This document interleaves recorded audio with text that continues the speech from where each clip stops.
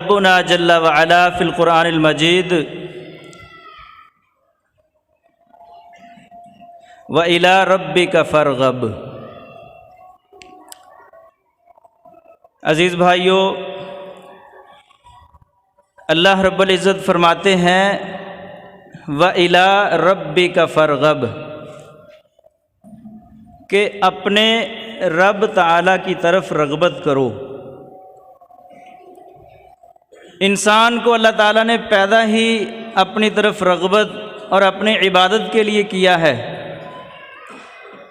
جیسے فرمایا وَمَا خَلَقْتُ الْجِنَّ وَالْإِنسَ إِلَّا لِيَعْبُدُونَ، کہ میں نے جنوں اور انسانوں کو اس لیے پیدا کیا ہے تاکہ وہ میری عبادت کریں۔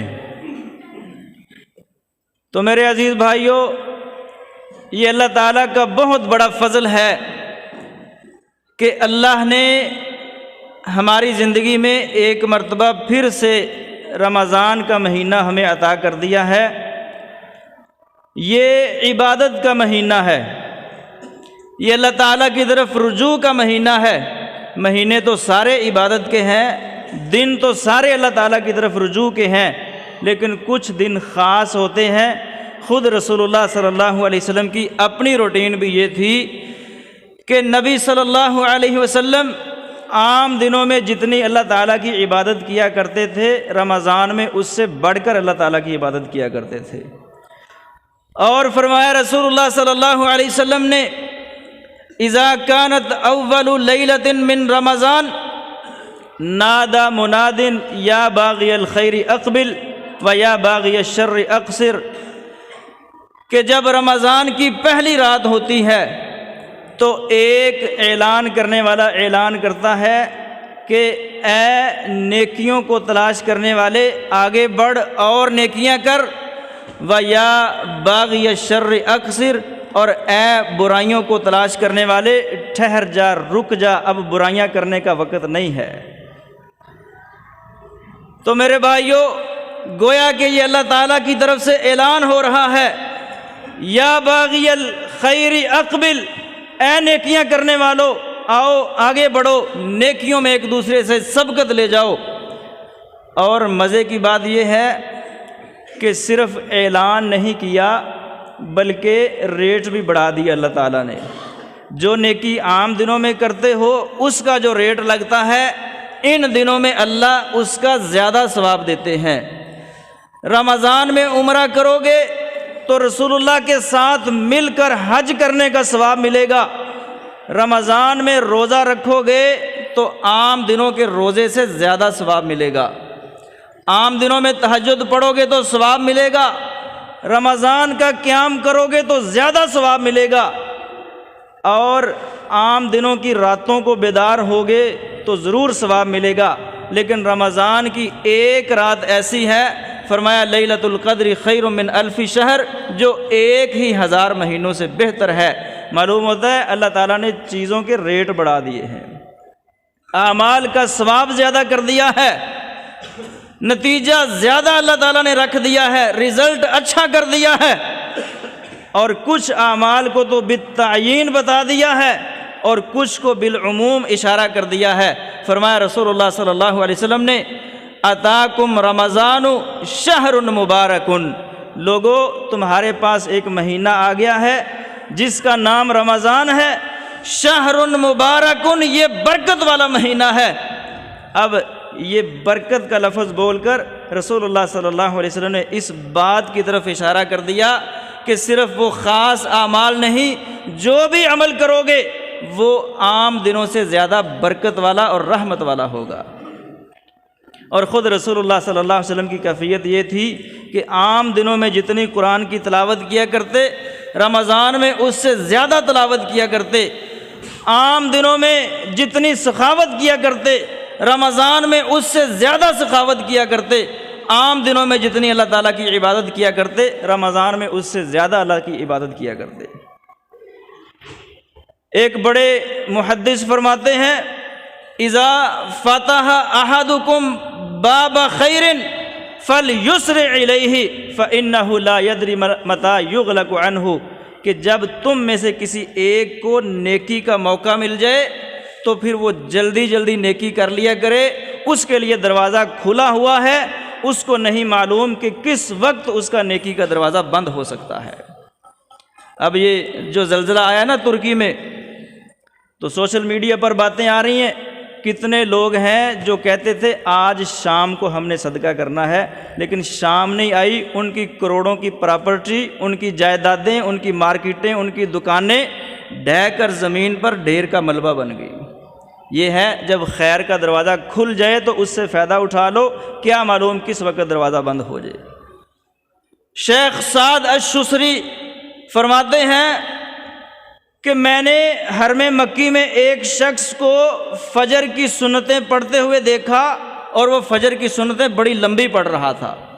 اب رسول اللہ صلی اللہ علیہ وسلم کی سنت یہ تھی کہ نبی صلی اللہ علیہ وسلم فجر کی سنتیں ہلکی پڑھا کرتے تھے، جلدی جلدی پڑھ لیا کرتے تھے۔ وہ فجر کی سنتیں لمبی پڑھ رہا ہے، کہتے ہیں میں نے اس کو کہا کہ بھائی فجر کی سنتیں اتنی لمبی نہیں پڑھتے، یہ تھوڑی چھوٹی ہلکی پڑھنی چاہیے۔ کہتے ہیں اس شخص نے مجھے کہا کہ بھائی میں جس علاقے سے آیا ہوں، ہمارے علاقے میں کفار کا غلبہ ہے، ہم چھپ کر نماز پڑھتے ہیں، زیادہ لمبی نمازیں نہیں پڑھ سکتے، بمشکل ہوتی ہے ہمارے لیے نماز پڑھنا۔ اب یہاں اللہ نے مجھے موقع دیا ہے، مجھے بھی پتہ ہے کہ فجر کی سنتیں چھوٹی ہوتی ہیں، لیکن میں موقع سے فائدہ اٹھا کر زیادہ عبادت کرنا چاہتا ہوں۔ عبداللہ بن عمر رضی اللہ تعالیٰ عنہ فرماتے ہیں اذا امسیت فلا تنتظر الصباح واذا اصبحت فلا تنتظر المساء، اے لوگو جب صبح ہو جائے تو پھر شام کا انتظار نہ کیا کرو، موقع مل گیا ہے نیکی کر گزرو، اور جب شام ہو جائے تو صبح کا انتظار نہ کیا کرو، موقع ملا ہے نیکی کر گزرو۔ اور فرمایا رسول اللہ صلی اللہ علیہ وسلم نے خذ من صحتک لسقمک ومن حیاتک لموتک، آپ کے پاس صحت ہے تو اتنے کو نیک اعمال کر لو کہ بیماری میں پچھتانا نہ پڑے، اور آپ کے پاس زندگی ہے تو اتنے کو نیک اعمال کر لو کہ موت کے بعد پچھتانا نہ پڑے۔ امام شافعی رحمہ اللہ، ان کے شاگرد ابو یعقوب البویتی رحمہ اللہ، یہ جو مسئلہ تھا نا خلق قرآن، وقت کا حاکم کہنے لگا کہ قرآن اللہ کی مخلوق ہے، تو انہوں نے کہا بھئی مخلوق نہیں، اللہ تعالیٰ کی صفت ہے۔ اس وجہ سے ان کو جیل میں بند کر دیا گیا۔ اب وہ جیل میں بند ہو گئے، جب جمعے کا دن آتا، جمعے کا وقت ہوتا، اذان ان کے کانوں میں پڑتی تو نہا دھو کر تیاری کر کے خوشبو لگا کے جیل کے دروازے کی طرف چل پڑتے۔ جب دروازے پر پہنچتے تو جیل کا داروغہ، وہ چوکی دار پہرے دار، اس کو روک کر پیچھے دھکیل دیتا، وہاں پر کھڑے ہو کر کہتے اللہ جتنا کو میرے بس میں تھا میں نے کر دیا ہے، اب آگے لوگوں نے مجھے روک دیا ہے، تو میرا جمعہ قبول کر لے۔ بھائی جتنا آپ کے بس میں ہے آپ اتنا کرو، فاتقوا اللہ ما استطعتم، اپنی استطاعت کے مطابق، اپنی پہنچ کے مطابق، اپنی طاقت کے مطابق اللہ تعالیٰ سے ڈرو، تقوی اختیار کرو، اللہ کی عبادت کرو، اس موقع سے فائدہ اٹھاؤ، باقی اللہ کے اوپر چھوڑ دو، اللہ تمہاری عبادت کو قبول کرے گا۔ اللہ تعالیٰ سے دعا کیا کرو اللہ یہ موقع ہماری زندگی میں آ گیا ہے، یہ مہینہ تو نے ہمیں نصیب کر دیا ہے، اللہم ارزقنی فیہ الجہد والاجتہاد والقوۃ والانشاط، اے اللہ اس کی عبادت کرنے کی، اس مہینے میں عبادت کرنے کی مجھے جہد، اجتہاد، قوت اور نشاط عطا کر دے، وَأَعِذْنِي فِيهِ مِنَ السَّامَةِ وَالْفَطْرَةِ وَالْكَسَلِ وَالنُّعَاسِ، اور اے اللہ اس مہینے میں مجھے سستی اور کوتاہی اور کمی کرنے سے محفوظ رکھنا۔ میرے بھائیو، یہ جو اللہ تعالی ہم سے عبادت کا مطالبہ کر رہے ہیں نا کہ وَمَا خَلَقْتُ الْجِنَّ وَالْإِنسَ إِلَّا لِيَعْبُدُونَ، کہ میں نے انسانوں اور جنوں کو اس لیے پیدا کیا ہے کہ میری عبادت کریں، اس کا یہ مطلب نہیں ہے کہ اللہ تعالیٰ کو ہماری عبادت کی کوئی ضرورت ہے، اور نہ ہی اس کا یہ مطلب ہے کہ اللہ کی عبادت کرنے والے تھوڑے ہیں، نہ اللہ کی عبادت کرنے والے تھوڑے ہیں، نہ اللہ کو ہماری عبادت کی ضرورت ہے، بلکہ یہ ہمیں ضرورت ہے، ہمارا فائدہ ہے کہ ہم اپنے رب کی عبادت کر کے رب تعالیٰ کی رحمت کے مستحق بن جائیں۔ اللہ تعالیٰ کی عبادت تو اتنے زیادہ کرنے والے ہیں، فرمایا اللہ تعالیٰ نے اولم یروا الی ما خلق اللہ من شیء یتفیأ ظلالہ عن الیمین والشمائل سجدا للہ وہم داخرون، کہ اللہ تعالیٰ کی عبادت تو دنیا جہان کی ہر چیز کر رہی ہے، حتیٰ کہ چیزیں تو دور کی بات، چیزوں کے سائے، یہ دیواروں کے سائے، یہ انسانوں کے سائے، یہ درختوں کے سائے، یہ جانوروں کے سائے، یہ مکانوں کے سائے، یہ پہاڑوں کے سائے، ایک ایک چیز کا سایہ بھی اللہ تعالیٰ کو سجدہ کر رہا ہے۔ اللہ کو کیا کمی ہے؟ وَلِلَّهِ يَسْجُدُ مَا فِي السَّمَاوَاتِ وَمَا فِي الْأَرْضِ مِنْ شَيْءٍ وَالْمَلَائِكَةُ وَهُمْ لَا يَسْتَكْبِرُونَ، دنیا جہان کی، زمین و آسمان کی ہر چیز اللہ تعالیٰ کو سجدہ کر رہی ہے، حتیٰ کہ فرشتے بھی اللہ تعالیٰ کو سجدہ کر رہے ہیں، وَهُمْ لَا يَسْتَكْبِرُونَ، اور وہ تکبر نہیں کر رہے۔ مطلب کہ اللہ تعالیٰ کو سجدہ کرنے والوں کی کمی نہیں ہے، اللہ تعالیٰ کو عبادت کرنے والوں کی کمی نہیں ہے۔ سبحان اللہ۔ رسول اللہ صلی اللہ علیہ وسلم فرماتے ہیں، لوگو جو میں جانتا ہوں وہ تم نہیں جانتے ہو، جو میں دیکھ رہا ہوں وہ تم نہیں دیکھ رہے ہو۔ اتت السماء، آسمان چرچرا رہا ہے، بڑا مضبوط آسمان ہے اور بہت بڑا آسمان ہے۔ فرمایا رسول اللہ صلی اللہ علیہ وسلم نے، آسمان چرچرا رہا ہے، وہ جیسے کوئی چیز ٹوٹنے کے قریب ہو نا تو چرچراتی ہے، اس کے اندر سے آواز آتی ہے، ایسے چرچرا رہا ہے۔ پھر رسول اللہ صلی اللہ علیہ وسلم نے اس کی وجہ بیان کی، فرمایا آسمان پر 4 انگلیوں کے برابر کوئی ایسی جگہ خالی نہیں ہے جہاں پر کوئی نہ کوئی فرشتہ اپنی پیشانی رکھ کر اللہ تعالیٰ کو سجدہ نہ کر رہا ہو۔ کتنا بڑا آسمان ہے اور کتنے فرشتے، 4 انگلیوں کے برابر جگہ خالی نہیں ہے۔ رسول اللہ صلی اللہ علیہ وسلم نے فرمایا، معراج کی رات مجھے بیت المعمور دکھایا گیا، میں نے پوچھا یہ کیا ہے؟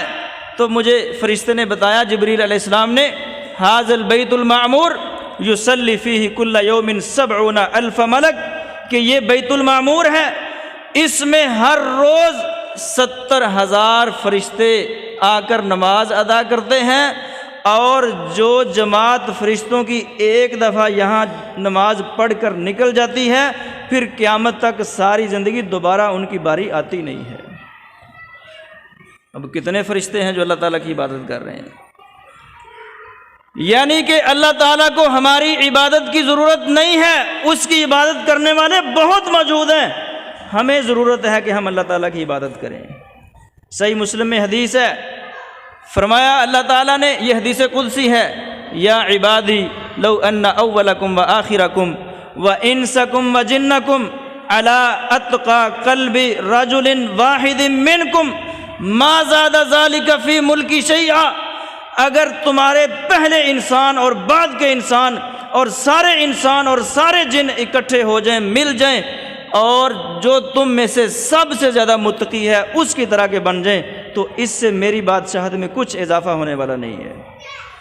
وَلَوْ أَنَّ أَوَّلَكُمْ وَآخِرَكُمْ وَإِنسَكُمْ وَجِنَّكُمْ عَلَىٰ أَفْجَرِ قَلْبِ رَجُلٍ وَاحِدٍ مِّنْكُمْ، اور اگر تمہارے سارے انسان اور سارے جن مل کر کسی بدبخت ترین انسان کی شکل اختیار کر لیں، تو اس سے میرے ملک میں میری بادشاہت میں کوئی کمی آنے والی نہیں ہے۔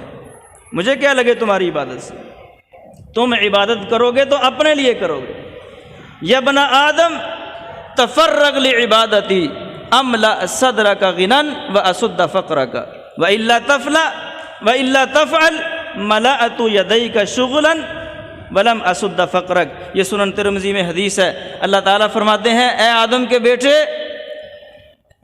میری عبادت کے لیے وقت نکال، اس کا فائدہ کیا ہوگا؟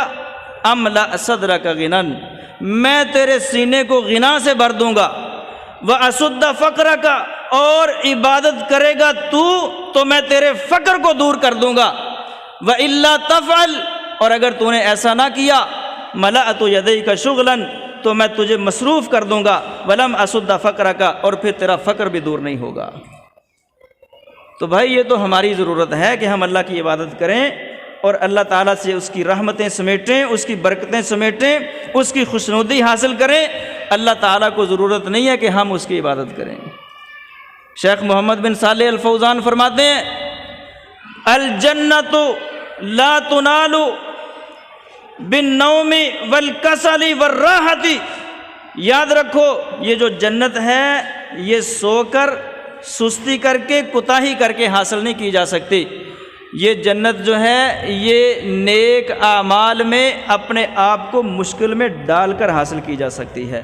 پھر انہوں نے یہ آیت پڑھی فمن کان یرجو لقاء ربہ فلیعمل عملا صالحا، جو کوئی بھی تم میں سے اپنے رب کے ساتھ ملنا چاہتا ہے، ملاقات کرنا چاہتا ہے، اس پر لازم ہے کہ وہ نیک اعمال کرے۔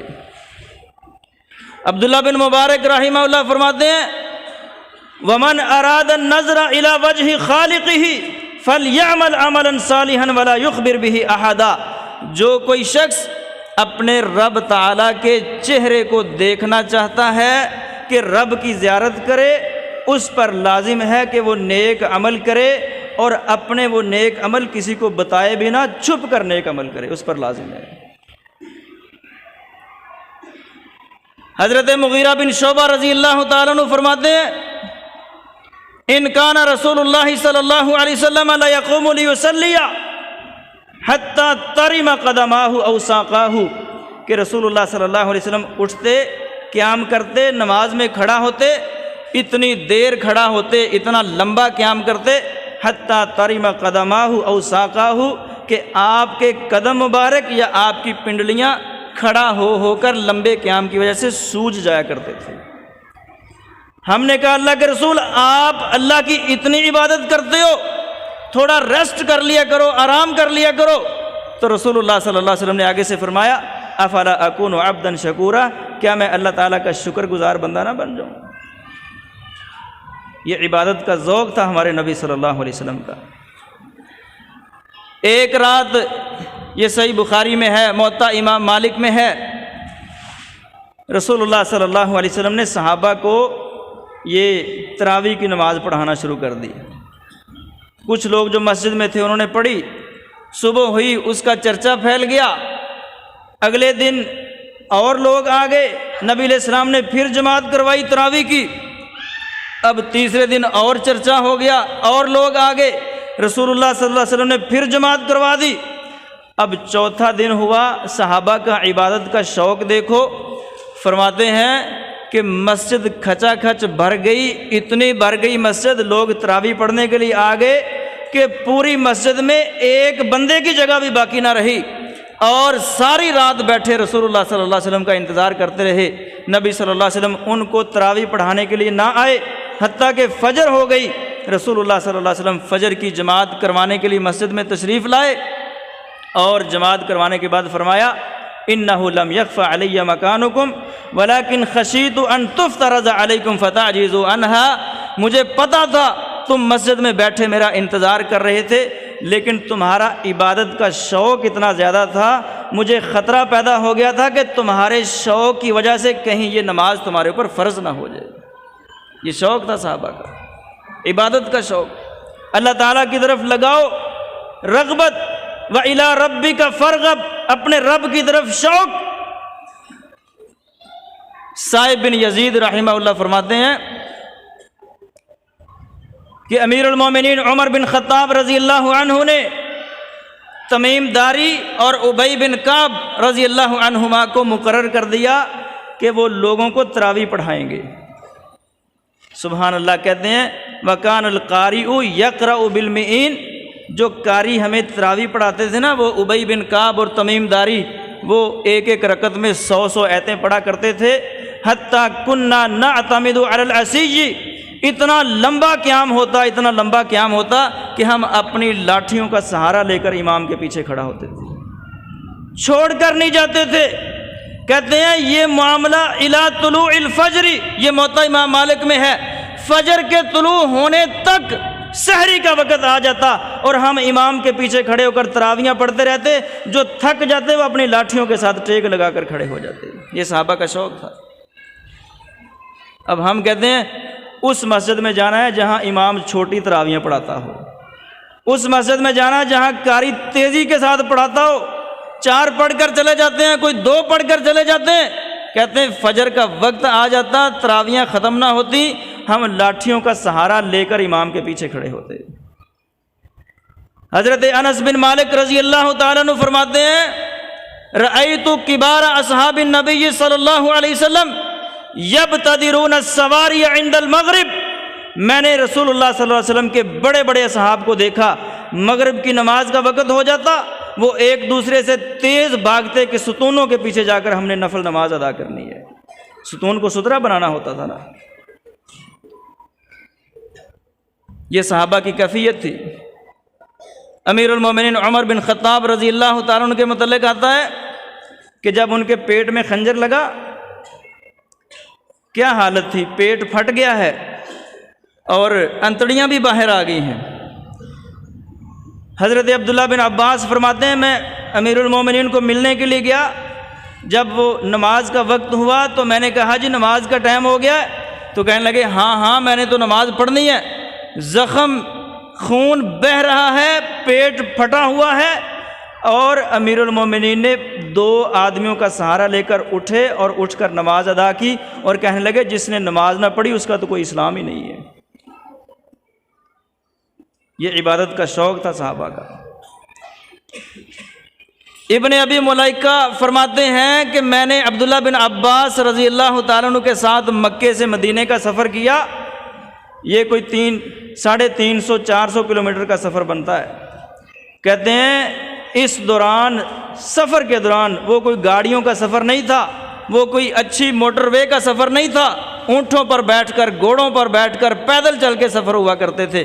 کہتے ہیں اس کے باوجود رات کو جب تہجد کا وقت ہوتا تو عبداللہ بن عباس اٹھ کر تہجد کی نماز پڑھا کرتے تھے۔ یہ نہیں کہ میں مسافر ہوں چھوڑ دوں گا تو پھر کیا ہوا، ایک شوق تھا ان کا عبادت کرنے کا۔ اور سعید بن مسیب رحمہ اللہ کے متعلق آتا ہے، وہ فرماتے ہیں 40 سال گزر گئے، کوئی ایک نماز ایسی نہیں آئی کہ نماز کی اذان ہو رہی ہو اور سعید بن مسیب مسجد میں نہ ہو۔ 40 سال مسلسل گزر گئے، اذان بعد میں ہوتی اور سعید پہلے مسجد میں آ جایا کرتے تھے۔ عدی بن حاتم رضی اللہ تعالیٰ عنہ صحابی رسول ہیں، فرماتے ہیں ما اقیمت الصلاۃ منذ اسلمت الا وانا علی وضوء، جب سے میں نے اسلام قبول کیا ہے میری زندگی میں کوئی ایک نماز ایسی نہیں آئی کہ نماز کا وقت آنے سے پہلے میں نے وضو نہ کر لیا ہو۔ میں وضو پہلے کرتا تھا، نماز کا وقت بعد میں آیا کرتا تھا۔ یہ ان لوگوں کی کیفیت تھی۔ ہمارے حافظ محمد گوندلوی، ہمارے حافظ صاحب کے استاد محدث کبیر محمد گوندلوی رحمہ اللہ، ان کے متعلق ان کے شاگردوں نے یہ لکھا ہے کہ حافظ گوندلوی کی زندگی میں 50 سال گزر گئے، 50 سالوں میں ایک مرتبہ بھی تکبیر اولیٰ فوت نہیں ہوئی تھی، ایک مرتبہ بھی۔ ایک بڑے محدث گزرے ہیں محمد بن سماع رحمہ اللہ، فرماتے ہیں ما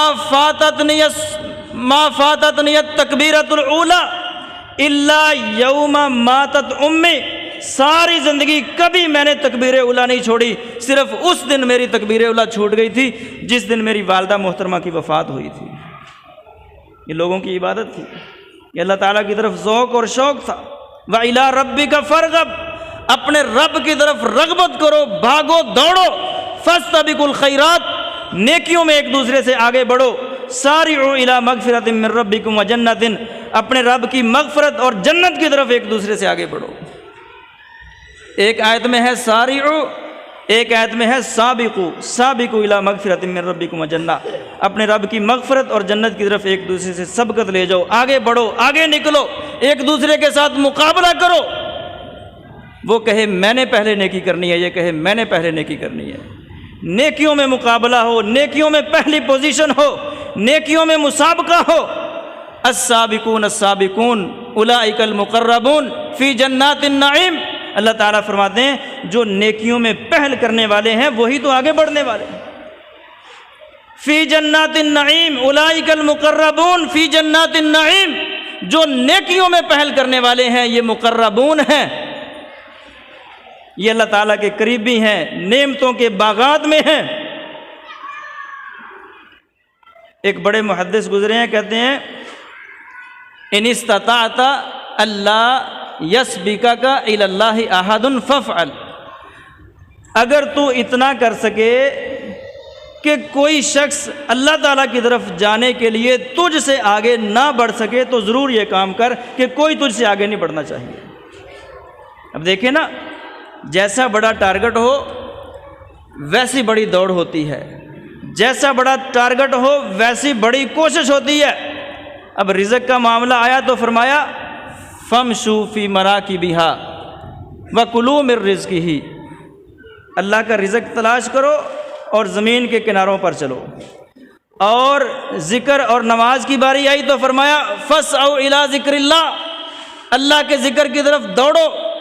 اور جنت کی باری آئی تو کہا سارعوا إِلَىٰ مَغْفِرَةٍ مِّن رَّبِّكُمْ وَجَنَّةٍ، اور ایک جگہ کہا سابقوا إِلَىٰ مَغْفِرَةٍ مِّن رَّبِّكُمْ وَجَنَّةٍ، کہ جنت کی طرف سرعت کے ساتھ جاؤ۔ اور خود جب اللہ تعالیٰ کی اپنی باری آئی تو کیا کہا فَفِرُّوا إِلَى اللَّهِ، اللہ تعالیٰ کی طرف تیزی کے ساتھ دوڑو۔ رزق کے لیے مشیٌ، نماز کے لیے سعیٌ، جنت کے لیے سرعتٌ، اور خود اللہ تعالیٰ کے لیے فرار ان کا لفظ بولا ہے۔ جو لوگ لغت کے ساتھ شغف اور ذوق اور شوق رکھتے ہیں وہ یہ بات سمجھتے ہیں کہ عام چال چلا جائے تو اس کو مشیٌ کہتے ہیں، فمشو، اور تھوڑی سی تیزی کے ساتھ چلا جائے جیسے صفا اور مروہ کے درمیان چلتے ہیں تو اس کو کہتے ہیں فسعوا سعیٌ، اور اس سے زیادہ تیزی ہو جائے جیسے ایک دوسرے کے ساتھ دوڑ کا مقابلہ ہوتا ہے تو اس کو کہتے ہیں مسارعت، سارعوا، مسابقت، سابقوا، اور اس سے بھی زیادہ تیزی ہو جائے، کوئی جانور پیچھے لگ جائے، بندہ جان بچانے کے لیے دوڑتا ہے تو اس کو کہتے ہیں فرار، ففروا الی اللہ، یہ سب سے زیادہ تیز رفتار ہوتی ہے۔ امام ابن قیم رحمہ اللہ فرماتے ہیں کہ میں نے ایک عورت کو دیکھا، میں گزر رہا تھا کہ عورت وضو کر رہی تھی، تو میں نے اس سے پوچھا کہ کیا نماز کا وقت ہو گیا ہے، اذان ہو گئی ہے، آپ وضو کر رہی ہو؟ اس نے بڑا پیارا جواب دیا، کہتی ہے میں اپنے رب کی طرف جانا چاہتی ہوں اپنے رب کے بلانے سے پہلے پہلے۔ یہ کیا ہوا کہ اذان ہو جائے اور میرا رب مجھے بلائے تو پھر میں جاؤں، میں اس کے بلانے سے پہلے اپنے رب کی طرف جا رہی ہوں، میں اس لیے اذان کے ٹائم سے پہلے وضو کر رہی ہوں۔ یہ کتنی بڑی بات ہے۔ حضرت عباس رضی اللہ تعالیٰ عنہ نے رسول اللہ صلی اللہ علیہ وسلم سے اجازت مانگی، اللہ کے رسول مجھے اجازت دے دو، میں سال پورا ہونے سے پہلے پہلے اپنے مال سے زکوٰۃ ادا کرنا چاہتا ہوں۔ حالانکہ جب تک سال پورا نہ ہو زکوٰۃ فرض ہی نہیں ہوتی، لیکن ان کا نیکیوں کا شوق یہ تھا، کہتے ہیں میں سال کا انتظار نہیں کرنا چاہتا، 6 مہینے کے بعد، 7 مہینوں کے بعد، 8 مہینوں کے بعد میں زکوٰۃ دینا چاہتا ہوں، آپ مجھے اس بات کی اجازت دے دو۔ فرخص لہ رسول اللہ صلی اللہ علیہ وسلم، رسول اللہ صلی اللہ علیہ وسلم نے ان کا شوق دے کر ان کو اس بات کی اجازت دے دی۔ یہ شوق ہوتا ہے۔ اللہ تعالیٰ نے موسیٰ علیہ السلام کو کہا کہ موسیٰ طور پہ آؤ، اپنے اصحاب کو بھی ساتھ لے آؤ، ہارون علیہ السلام کو بھی ساتھ لے آؤ۔ اب دیکھو رب سے ملاقات کا شوق، وَإِلَىٰ رَبِّكَ فَارْغَب۔ موسیٰ علیہ السلام کا شوق دیکھو کتنا ہے۔ ہارون علیہ السلام کو کہا کہ بھئی ان کو ساتھ لے کر آ جانا، میں پہلے جا رہا ہوں، حالانکہ ڈیوٹی موسیٰ علیہ السلام کی لگی تھی۔ اپنی جگہ پر ہارون کی ڈیوٹی لگا کر کہا ان کو ساتھ لے آنا، میں جا رہا ہوں۔ قوم سے پہلے طور پر پہنچ گئے۔ اللہ تعالیٰ نے پوچھا وَمَا أَعْجَلَكَ عَنْ قَوْمِكَ يَا موسیٰ، اے موسیٰ میں نے تو کہا تھا قوم کو بھی ساتھ لے کر آنا ہے، ان کو پیچھے چھوڑ آئے ہو، تم پہلے میرے پاس آ گئے ہو، تمہیں کس چیز نے جلدی میں ڈال دیا، کیوں پہلے میرے پاس آئے ہو؟ موسیٰ علیہ السلام نے کہا قَالَ هُمْ أُولَٰئِ عَلَىٰ أَثَرِي وَعَجِلْتُ إِلَيْكَ رَبِّ لِتَرْضَىٰ، اے اللہ وہ بھی پیچھے چلے آ رہے ہیں، میں آپ کی طرف جلدی اس لیے آ گیا ہوں تاکہ تو میرے ساتھ راضی ہو جائے۔ کتنی بڑی بات ہے، رب کی طرف جلدی جاؤ کہ رب آپ کے ساتھ راضی ہو جائے۔ نماز سے پہلے مسجد میں پہنچو، اذان سے پہلے مسجد میں پہنچو، پہلی صف کا اہتمام کرو، تکبیر اولیٰ کا اہتمام کرو، قرآن کی تلاوت کا اہتمام کرو، دیگر نیکیوں میں ایک دوسرے سے بڑھنے کا اہتمام کرو۔ وَعَجِلْتُ إِلَيْكَ رَبِّ لِتَرْضَىٰ، اے اللہ میں آپ کی طرف پہلے اس لیے آ گیا ہوں تاکہ تو میرے ساتھ راضی ہو جائے۔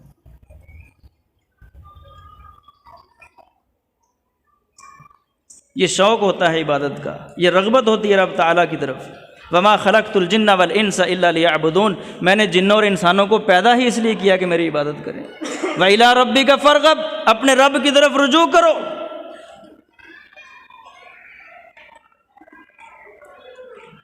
ایک دفعہ رسول اللہ صلی اللہ علیہ وسلم نے بلال رضی اللہ عنہ سے کہا، بلال تم کیا کرتے ہو؟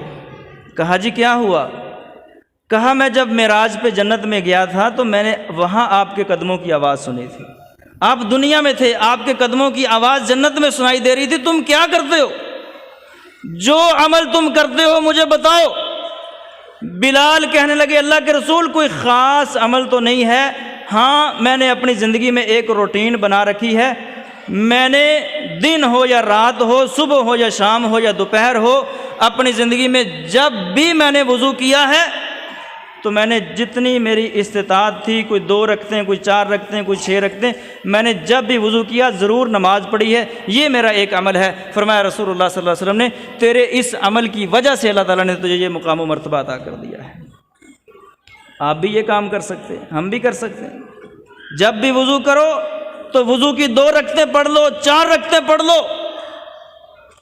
ام حبیبہ رضی اللہ تعالیٰ عنہ فرماتی ہیں میں نے ایک دفعہ رسول اللہ صلی اللہ علیہ وسلم سے یہ سنن رواتب کے متعلق حدیث سنی کہ جو دن اور رات میں یہ فرض نمازوں کے آگے پیچھے والی 12 رکعتیں پڑھتا ہے اللہ تعالیٰ اس کے لیے جنت میں گھر بنائے گا۔ کہتی ہیں ما ترکتہن منذ سمعتہن من رسول اللہ صلی اللہ علیہ وسلم، جب سے یہ بات میں نے رسول اللہ سے سنی ہے تب سے میں نے یہ رکعتیں چھوڑی نہیں ہیں۔ ان کے شاگرد انبسا کہتے ہیں جب سے یہ بات میں نے ام حبیبہ سے سنی ہے میں نے بھی نہیں چھوڑی، اور ان کے شاگرد عمر بن سالم کہتے ہیں جب سے میں نے یہ حدیث انبسا سے سنی ہے میں نے بھی نہیں چھوڑی۔ دوام ہے، استقامت ہے، شوق اور لگن ہے عبادت کا۔ حضرت علی رضی اللہ تعالیٰ عنہ فرماتے ہیں ایک دفعہ رسول اللہ صلی اللہ علیہ وسلم نے ہمیں ایک وظیفہ بتا دیا۔